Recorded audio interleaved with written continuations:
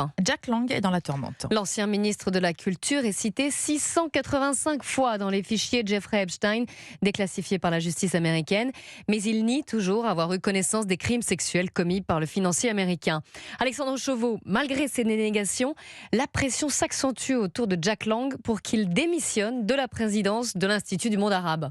Oui, lui dit se sentir blanc comme neige et jure n'avoir pas envisagé une seule seconde de quitter son poste. Et pourtant, plusieurs voix l'y incitent fortement, comme l'eurodéputé Identité et Liberté, Marion Maréchal. Quand on voit aujourd'hui les liens privilégiés qu'il entretenait avec cette ordure, pardonnez-moi de le dire, je pense que maintenant il devrait, par dignité personnelle, se démettre et cesser de représenter la France dans cet institut. Mais la pression ne se limite pas à un camp politique. À ce stade, je considère que sa position est particulièrement nuisible pour l'institution, plaide ainsi Renaud Muselier auprès du Parisien.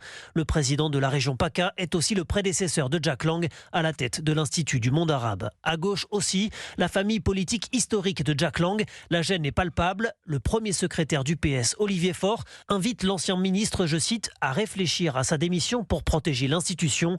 Rappelons qu'aucune charge ne pèse aujourd'hui contre Jack Lang, mais que sa fille Caroline a, elle, démissionné lundi de la présidence d'un syndicat de producteurs de cinéma après des révélations sur une société offshore qu'elle a fondée en 2016 avec l'homme d'affaires américain. Alexandre Chauveau du service politique d'Europe 1.